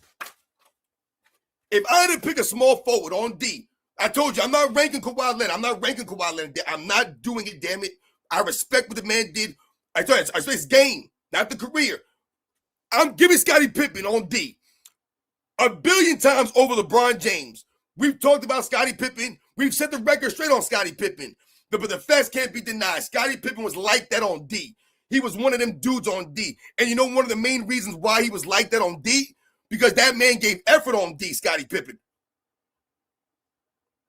He wasn't walking around. Nah, Scottie Pippen was out there giving the effort on defense. All right? Did Scottie Pippen get cooked up? Absolutely. Did any of these all-time greats get cooked up? Hell yeah, they got cooked up. I saw David Robinson got cooked alive by Hakeem Olajuwon. Cooked alive by Hakeem Olajuwon. And David Robinson was one of them dudes. He's one of them dudes on D, David Robinson. And Hakeem Olajuwon made him look crazy out there, right? Made him look like he wasn't one of them dudes. So even the great defensive players, they're going to get cooked. You see Bill Russell getting destroyed by Will Chamberlain. You see Will Chamberlain destroying guys like Nate Thurman and Gus Johnson, going against guys like Willis Reed. These guys were great defensive players. It didn't matter against Will Chamberlain because he was like that, right? That's what happens when you go against them dudes. Michael Jordan going against Joe Dumars, who was like that. It didn't matter, though, because it's Michael Jordan, man. Jordan's the thing. When you're talking about the great defensive players, it's not going to matter all the time. You're going to get cooked from time to time. But Scottie Pippen, man, 1,000,000,000 times better than LeBron James on defense. You kidding me? Yo, shout out to my man Black Jesus coming through. Terry Cummings and Sidney Archer. Yeah, exactly. Remember that duo? Milwaukee Bucks. For real. You guys know the deal, man. That's what happens, man. You guys. LeBron James ain't like that. Max Kellerman will say LeBron James is the greatest defensive player of all time. In 2013. If you think about that statement, think about how crazy that sounds, though. If you really think about it, if you take a step back and you think about just 2 years earlier, in 2011, in the NBA Finals, right? We've talked about that before, right? But when you talk about what LeBron James was doing en route to the finals, one of the things that people mention is LeBron James shut down Derrick Rose. Oh, he shut down Derrick Rose. MVP Derrick Rose. He shut him down in the Eastern Conference Finals.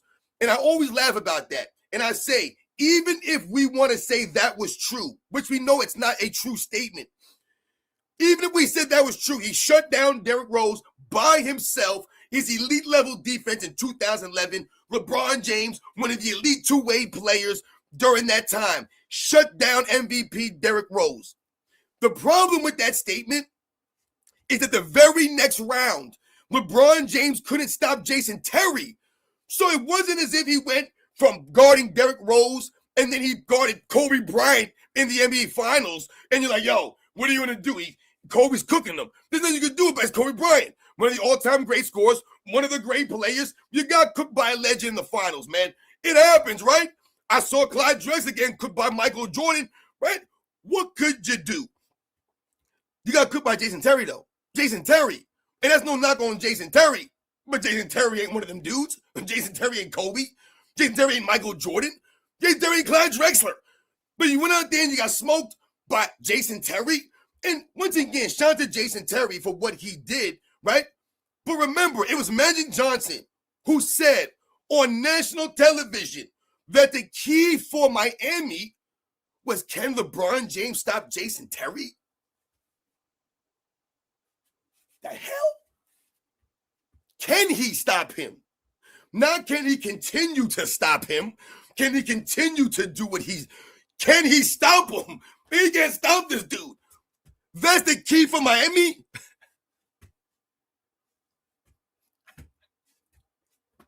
Yo, they'll be like, yo, Michael Jordan was going against Jeff Hornacek in the finals, and they'll make a joke. They'll say, oh, he was going against Dan Marley in the finals. They'll make a joke.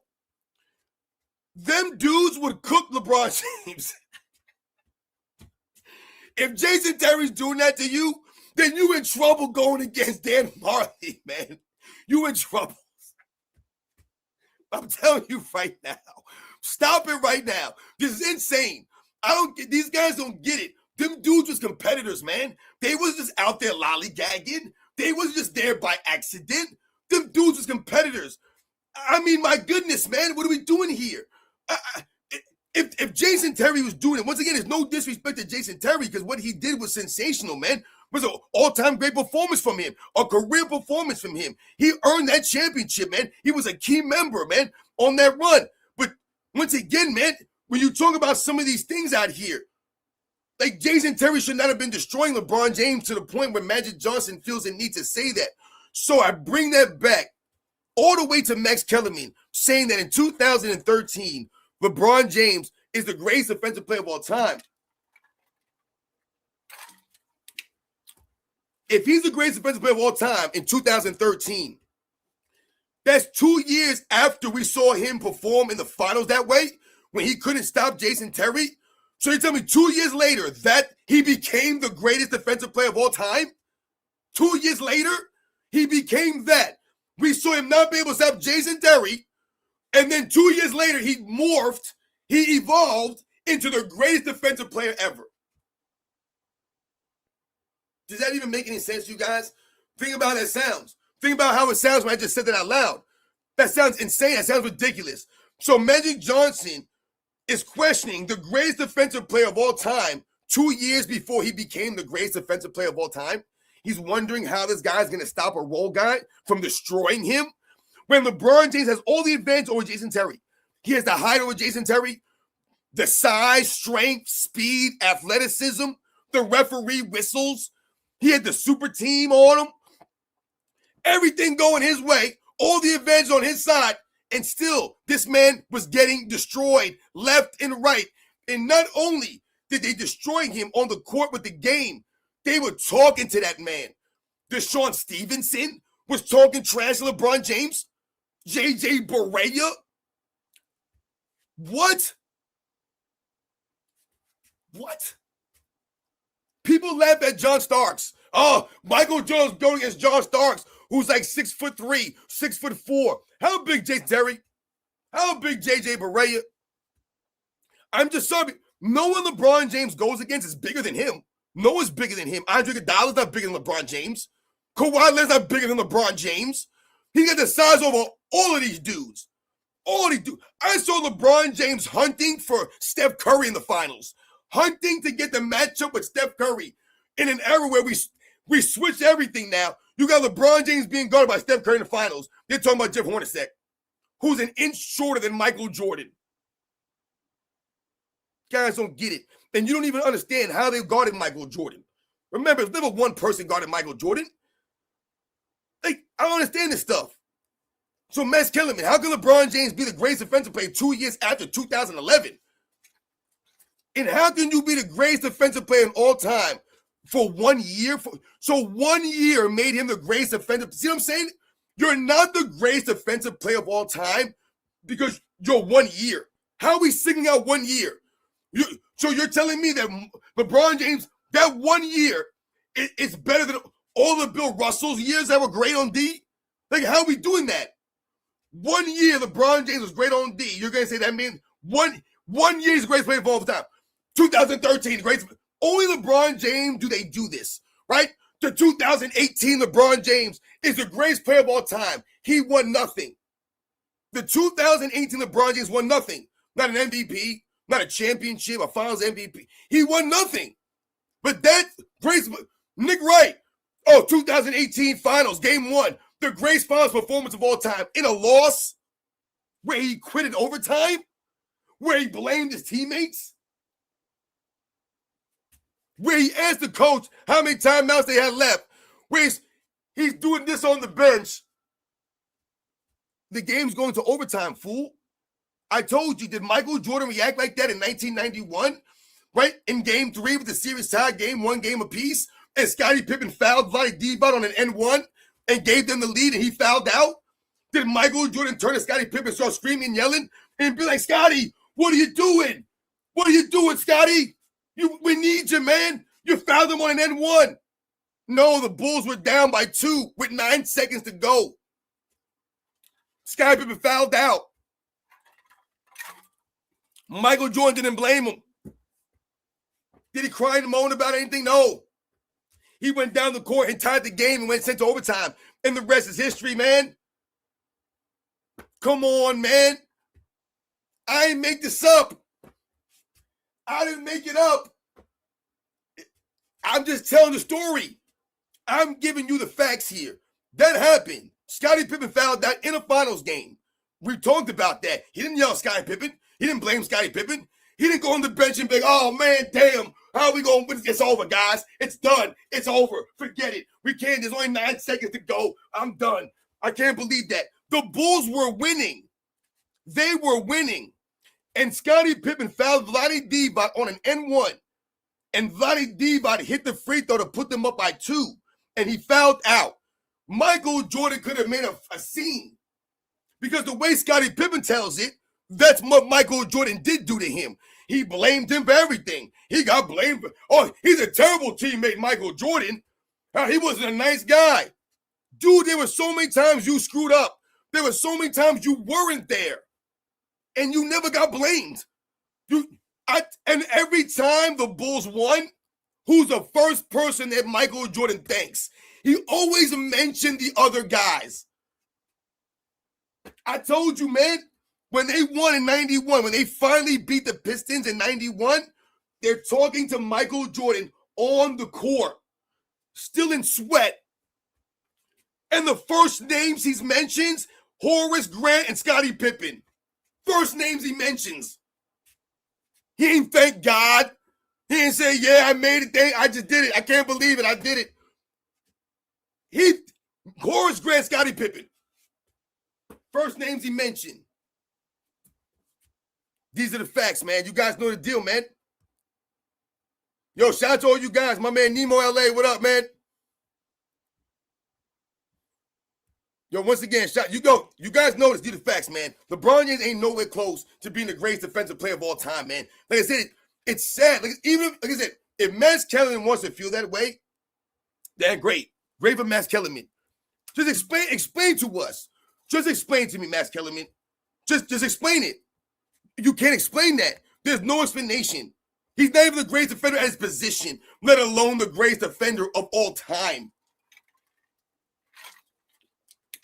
I mean, I would never even consider LeBron James a top 20 defensive player of all time. I'll be honest, guys. I mean, if I sat down and did a list of the greatest defensive players of all time, all positions, in the entire history of the game, LeBron James ain't coming up in my head. He's not. And see,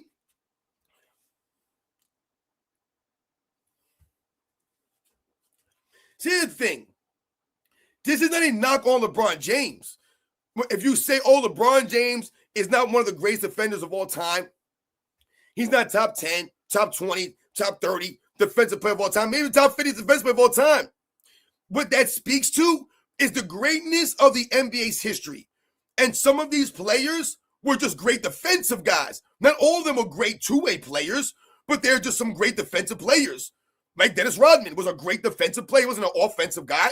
He's a great defensive player. LeBron just can't shine his shoes, right? Ben Wallace wasn't known for his offensive prowess. He was a defensive guy.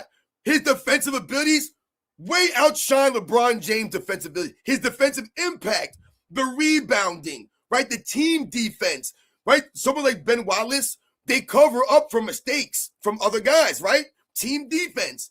LeBron James don't do that.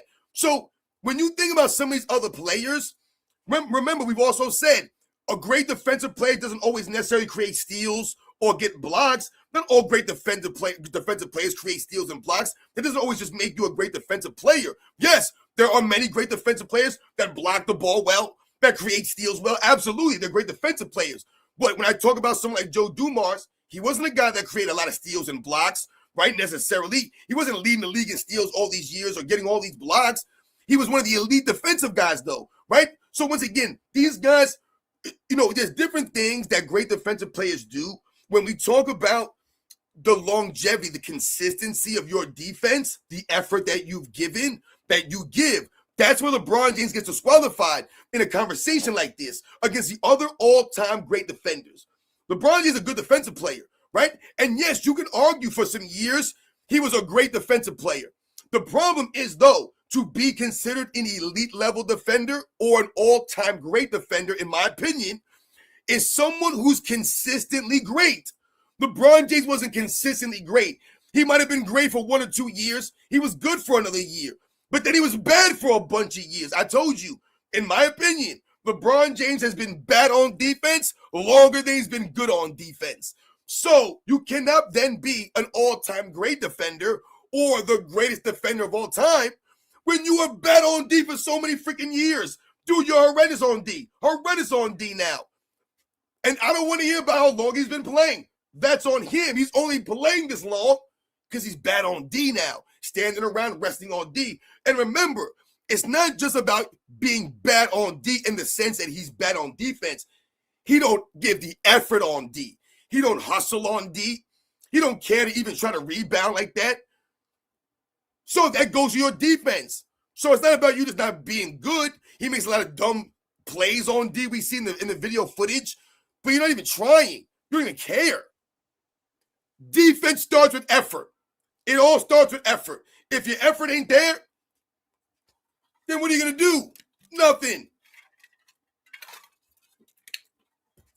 When we talk about some of these guys on D, I mean, and we talked about some of the players, and I mentioned guys like Scottie Pippen at the small forward position.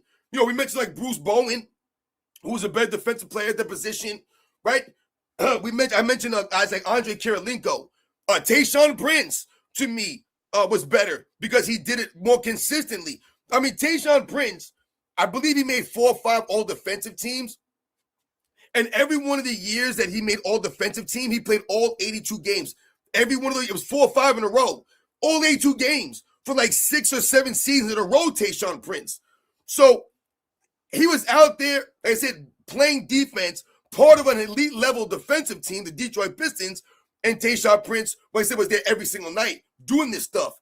So when you talk about some of these guys, I told you, even to me, like someone like Joe Wallace, I thought was a better defensive player than LeBron James, because I said LeBron James, his defense was mostly predicated on a lot of the chase down highlight stuff, but it wasn't really predicated on substance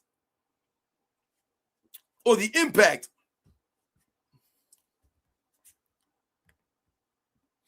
Yo, shout out to all you guys out there. Shout out to my man DeAndre Durham, what up? Joshua B, what up? It's hard to say LeBron is even a great player because of the league handed him everything. Yeah, LeBron doesn't even know how good he is. That's hilarious. Yo, that's the facts, man. Remember, never earn these things. Everything's being given to LeBron James, and that's part of the problem. The lies and the narratives they continue to promote him with. That's all it is, lies and narratives. Logan Messiah, what up? 5573. The Rich Paul Max Kellerman podcast is propaganda. Yeah, this is bad stuff, man. I didn't even know it was an actual podcast until after I did the video. And then I realized that it was an actual podcast, and that's why I tagged him in the video. But I didn't even know they had a podcast at first. I thought he was like interviewing Rich Paul somewhere. But they have a podcast. It's insane. I mean, Rich Paul, LeBron James. I mean, my goodness, man. And like I said, the lies that they put out. And Max Kellerman, dude, what the hell are you talking about? I mean, like I said, you just go down the defenders in the history of the game. And you guys see, it's not about Michael Jordan. I don't have to talk about Michael Jordan being a better defensive player than LeBron James and be like, oh, how could you say LeBron James above Michael Jordan is a better defensive player? I don't even care about that. I'm telling you about the great defensive players in the history of the game, the people that I recognize as the great defensive players in the history of the game. And LeBron James on the level of them dudes. He ain't on the level of those guys. Not even close. I don't care what position it is. It doesn't matter what position it is. LeBron James is not an elite, all-time great defensive player. Dwight Howard, a guy who played in his era, a much greater defensive player than LeBron James, man. And once again, Dwight Howard, his rebounding along with his defense go hand in hand. He wasn't a great offensive player, Dwight Howard, but he was an elite defensive guy because of what he did rebounding and defense simultaneously. Yo, shout out to all you guys. My man with Lerv, I use your clips to remix to get the word out. I hope you don't mind. I don't care about any of that stuff, guys. That's all good, man. Shout out to my man with Lerv. Like I said, I'm not into like, oh, someone, did this. Or like I said, man, it's all good, guys. Much respect. Like I said, I appreciate you guys sharing my stuff. Like I said, putting the word out. Like I said, that's just about, man. Send the record straight. Educational purposes, man. So much respect. Shout out to with Lerv. Yes, I appreciate you guys coming through and always supporting. It means a lot. Yes, you know the deal. The carries every possession, man. These are the facts. And they never call these turnovers. The turnovers that we're talking about, that they told you could probably add another 1,000, 2,000 turnovers on LeBron James' career with all these carries and travels, the offensive fouls, the illegal screens that AOH shows you in the videos. And then you got guys like Reggie Miller. These clowns won't say nothing. Reggie Miller is disgusting on the microphone, man. And in a bad way. Like, Reggie Miller is my goodness. Reggie Miller has lost all integrity on the microphone in these games. The things that he says don't add up to what you're seeing live while Reggie Miller's talking. And then he omits, like, it's so funny how many times AOH shows in the video LeBron James doing something stupid or not doing anything at all, airballing a shot, hitting the side of a backboard. Nothing said from Reggie Miller. Nothing said from any of these guys. He turns the ball over LeBron James. Nothing happens. But as soon as Luka Doncic does it, Reggie Miller calls out Luka Doncic time and time again by name. He's calling Luka Doncic out on the broadcast booth. Nothing said about LeBron James, though. Weird stuff from these guys, man. And I told you, I don't appreciate, what Reggie Miller's doing. Because, like I said, when you're not giving the fact, like, how can you sit there and say things that are the opposite from what you see on the court? In one of the videos, remember, Airways put out 4 parts, guys. You really got to check them out. In one of the videos, Reggie Miller says that LeBron James has his birthday legs. Remember, they played the Detroit Pistons on his birthday. And they got stomped out, right? Well, they didn't get stomped out, but they lost the game late in the game, man. And when you talk about Reggie Miller, talking about LeBron James got his birthday legs in his game, all you see in the video footage, and I think Airways is only on like the third quarter or something like that, or the first half of this game, is LeBron James not doing anything, standing around, not making any defensive rotations, not trying to give any help on D, not making any effort to get down the court, none of this stuff. And he's talking about he's got his birthday legs. I don't even know what that even means. It doesn't make any sense, Reggie Miller. It doesn't add up, right? He's talking about LeBron James dominating the game. Then Airways cuts to the stats, and LeBron James is, 6 for 17 or something like that. He was 3 for 10 from the 3-point line. But Reggie Miller's talking about he's dominating the game. Like the Lakers are losing. Like Airways keeps highlighting when LeBron James goes to the bench, the Lakers make a rally. Reggie Miller doesn't say anything about this. LeBron comes back in the game, and the Lakers continue to start stumbling and bumbling out there. Reggie Miller won't acknowledge this. LeBron James throws up an air ball. And this is great camera work by AOH to slow this down. And he highlights this in his video. LeBron James gets the ball in the corner, right? And he shoots one of these weird LeBron James 3-pointers. And right there in the same screenshot is a LeBron James fan with the LeBron James jersey on. Some weird, goofy-looking kid. Like I said, don't look like he's ever played sports a day in his life. Look pretty young. But he's dead next to LeBron James. And he got his hand up too, like LeBron James, holding his hand up, right? As LeBron James releases it. And he's doing this, LeBron airballed it. It was a LeBron James airball. And the dude throws his hand down and goes, oh, like that. But it didn't end there. A couple of plays later, LeBron James in the same area, the same fan is back. LeBron James does one of his coin LeBron James back downs, turn, shot, the fan comes back for the hand up, and this time LeBron James hits the side of the backboard. You cannot make this stuff up. And of course, the fanboy's there again, and he has to put their hand down and go up to the side because the boy LeBron James airballed and the side of the backboard in 2 consecutive shots. These are the clowns that support LeBron James, man.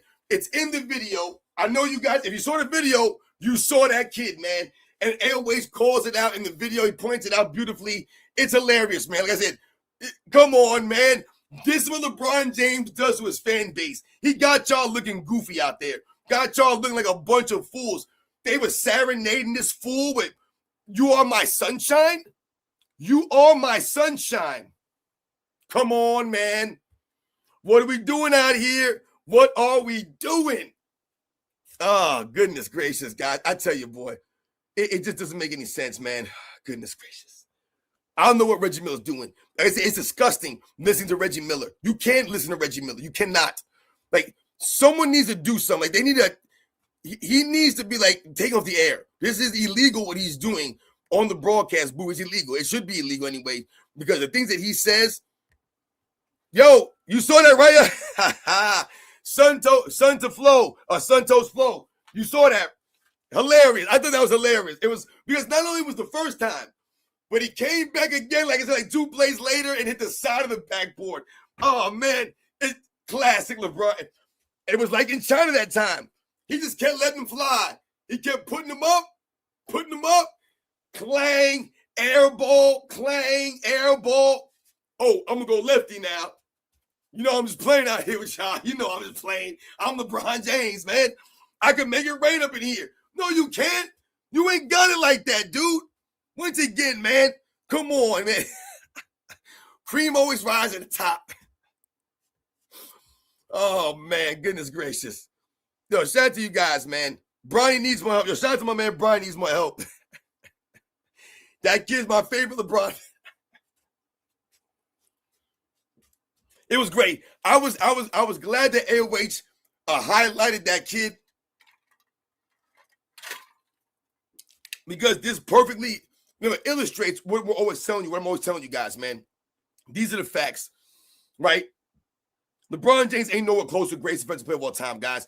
For Max Kellerman to say something like that, like I say, he's not doing a service to NBA's history. I'm gonna end the live stream, man, on that because I mean, like I said, this stuff is just getting hilarious to me with some of the things these guys say.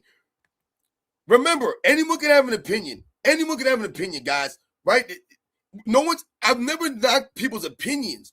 I've told you what, when people say some crazy stuff, and I laugh at how they explain it, what they say the reasoning is. Right? The other day, that clown from the Score Society, he said that that Giannis Antetokounmpo was greater than Tim Duncan all time because he had to score an average 35 points a game in his NBA Finals. That's the reasoning why. That's one of the dumbest things I've ever heard in my life. And I told you, it's a contradictory statement from someone like him because he's a guy who claims LeBron James is the greatest player of all time above a Michael Jordan.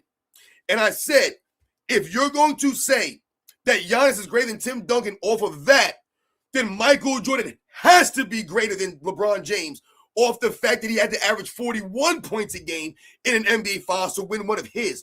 LeBron James never had to do that. Michael Jordan had to average 41. He didn't just average 41 because he had to. I told you, if Jordan averages 35, 32, 17, they lose that series handedly. Handedly, guys. Probably even swept in that series if he averages 30. He had to average 41. So by default, that makes Michael Jordan the greatest player of all time, according to that clown from the Score Society, based off of his Tim Duncan, Giannis Antetokounmpo rationale. You guys know the deal. These are the facts here. Shout out to my man Brian needs more help. Off the path, where do you rank Roy Jones Jr.? Oh my goodness. That's definitely a shot at a left field. I'll be honest, I'm not a boxing aficionado. I remember when Roy Jones Jr. knocked out James Toney for the championship, right? And I didn't know who Roy Jones Jr. was. And I was a huge James Toney fan, right? James Lights Out Toney. And I remember them fighting. And when I saw him beat up James Toney, the way that he beat up James Toney, he embarrassed him. He outclassed him. He looked like James Toney had no business being in the ring with him. And I had no clue who this guy was. No clue who Roy Jones Jr. was.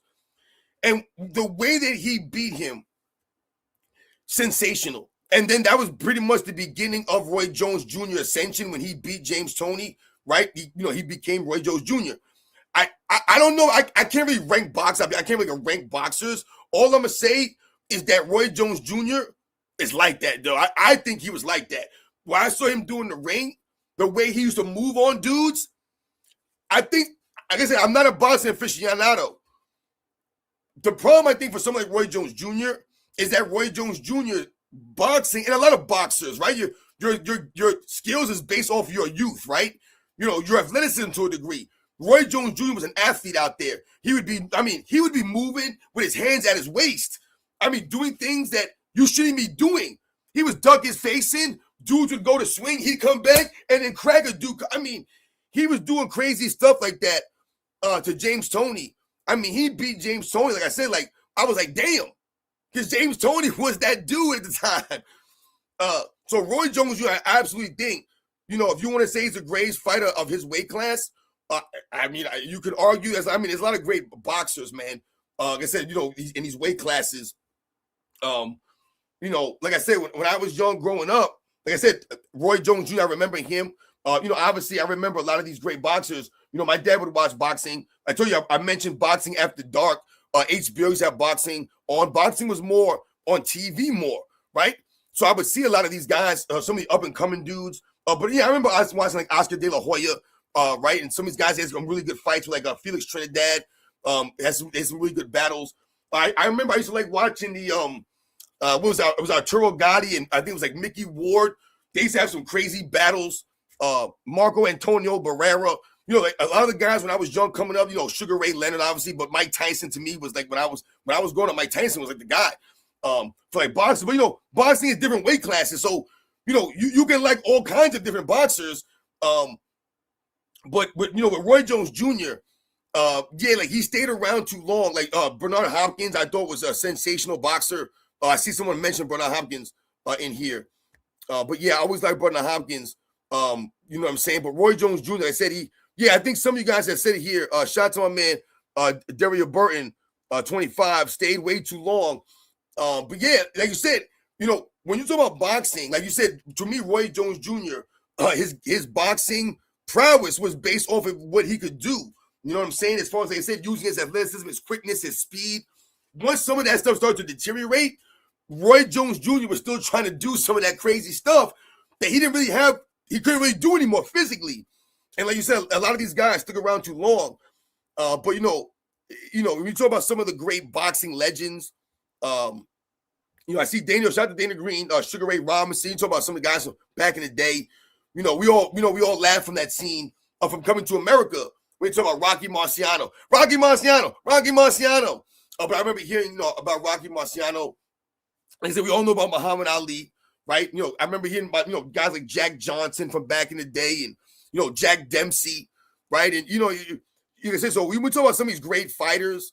Marvin Hagler, I always like Marvin Hagler because he was just like a fierce, like I said, he was like a scary dude to me.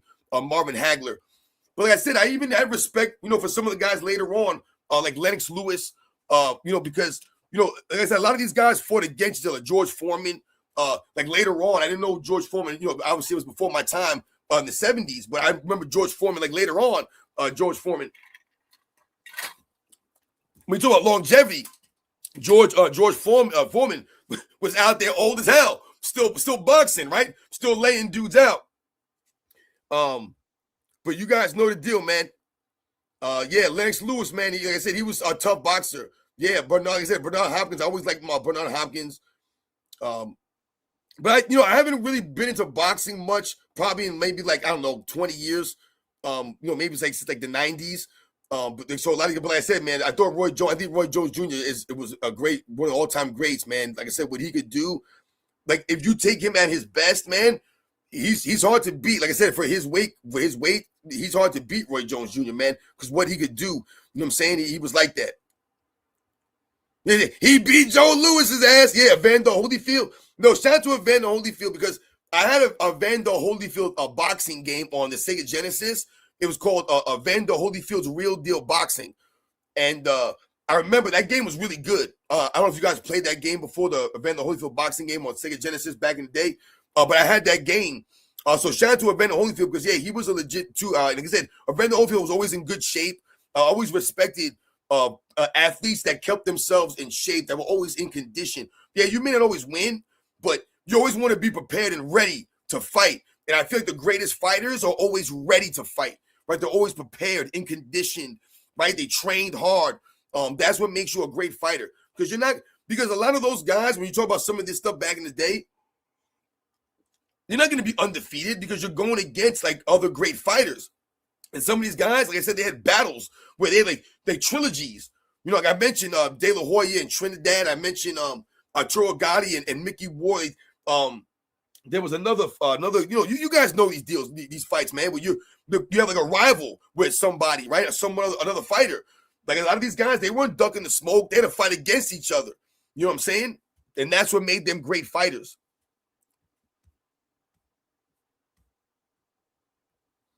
Yeah, you guys know the deal, man. Yeah, like I said, so once again, shout out to Roy Jones Jr. Thank you for even asking me a question like that. So once again, shout out to all you guys that come through. Shout out to my man Brian needs more help. Roy was Matrix status. Jordan athlete. Yeah, no, Roy Jones Jr. was like that. Like I said, man, when I watched him beat James Toney, my goodness, man. You guys remember James Lights Out Tony. James Lights Out Tony was like that. And he beat the bricks off James Toney, man. And like I said, it wasn't that he just beat him, right? He was just like doing all this stuff. Like I remember watching that fight thinking like, yo, what is this guy doing? And like, I was getting mad because Tony could have hit him. He could have hit Roy Jones Jr. And Roy was putting his face in, dipping it back, and then cracking him, going up and doing all this crazy stuff, man, and just letting loose on the hands. Yo, it was crazy, man. And like I said, James Toney was like that. And he beat James Toney like he was outclassed him. Like, dude, you don't even belong in the same ring as me. That's what Roy Jones Jr. did when I watched that fight live. And I remember that. I said I was young when but I remember that fight, man. But there was a lot of Parnell Whitaker. There was a lot of good, cruiserweights, welterweights, middleweights. Like a lot of these guys during that time, because they were going against each other. De La Hoya was fighting everybody. De La Hoya, right? All these guys were fighting each other, man. So it's like I said, it's crazy when you think about some of those guys and say it's like we're talking about the NBA, right? The NBA players they went against each other. The great fighters go against each other. They fight. Like that's what made Muhammad Ali and a lot of the great heavyweights back in the they fought against each other. These guys were fighting all the time. They didn't duck no smoke. So yeah, you're gonna lose some fights because you out there fighting these dudes. Joe Louis, right? Joe Frazier. Like these dudes out there fighting dudes. So yeah, you're gonna get tagged up, you're gonna lose some, right? You ain't gonna always win.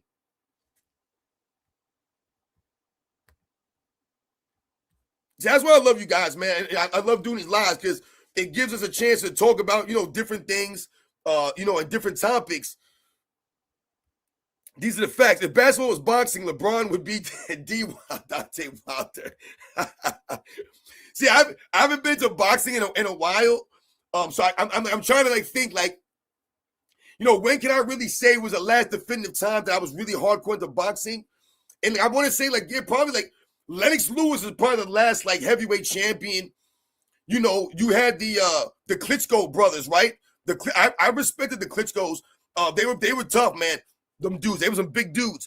But I haven't been really into boxing in quite some time to give any really good, recent boxing opinion. So that's it. Forgive me.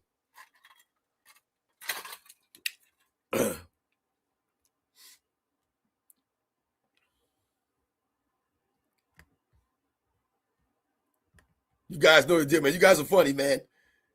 You guys know the deal, man. These are the facts. I remember around 2008, I want to say maybe 2007, right around that time, I got really big.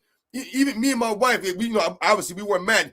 Me and my wife got together in 2005. We started dating. So around 2007, 2008, I remember we started living together. And I remember we started to get into UFC hardcore. And I was big into UFC. And my wife, she really liked George St. Pierre. He was his favorite guy. And I was I liked Rampage Jackson, Chuck Liddell, Randy Couture. There was a lot of these guys that I really liked. And I got into this MMA thing for a while there. And I kind of fell off with boxing probably around that time, really. So ever since 2007, 2008, when I started to get more into the MMA. And now with the MMA, I've kind of fallen off a little bit too with some of this, extreme fighting stuff. I haven't really been into as much, but there for a little bit while, I remember I had the video game, the UFC video game, all that stuff, man. Like I said, for some time there. And I haven't really been into that stuff in a while, though. But yeah, around that time that I was into the MMA, the UFC stuff with GSP, like I said, and some of the other guys like Chuck Liddell, BJ Penn, like I said, Rampage Jackson. I always liked Rampage Jackson because of his attitude. Like I said, Randy Couture. I always liked Randy Couture. Some of these guys that were fighting at the time. Like I said, I knew a lot of those guys, man, that I really liked, man, that were really good. The other guy, God, was it Hughes? Matt Hughes. I think his name was Matt Hughes, if I remember. I was like Matt Hughes. Anderson Silva. I see you guys shining some. So some of those guys were great, like Lyoto Machida. Some of them dudes I remember, like I said, that was out there doing their things. That was some of the fighters from back in the day, man. So once again, shout out to all you guys, like I said, that come through all the time, come through with the supers. It means a lot, guys. Andrew Tate, the excuse maker. Yo, you guys are funny, man. Once again, I hope you guys enjoy the rest of your night. Yeah, you're right. I got that game. I bought that fight on pay-per-view. Yeah, but Rashad Evans, he was good, man. Evans, and he was a little bit younger. You know what I'm saying? But yeah, Rampage, like I said, he had his time. Rampage, I told you, Rampage. I always liked Rampage. Like I said, it was the attitude of Rampage. Came with the chain on, right? The junkyard dog. Rampage, right? He'd be like yelling and stuff. But I said a lot of those guys from back in the day, but I said they fought each other, man. So once again, shout out to all those guys out there that go out there. Like I said, your UFC mixed martial arts. If any of you guys do that kind of stuff, that's extreme stuff. That's dangerous stuff. So shout out to you guys. Remember, I told you guys before, right? PSA, right? A tip in life. If you ever see somebody with cauliflower ear, right? Don't mess with people with cauliflower ear. All right, there's a reason why they have cauliflower ear. Stay away from them individuals, all right? Remember, don't mess with them people, all right? You guys know the deal, man. Once again, man, hope you guys have a great night. Hope you guys had a great weekend. I will catch you guys on the next one, man. You guys know that.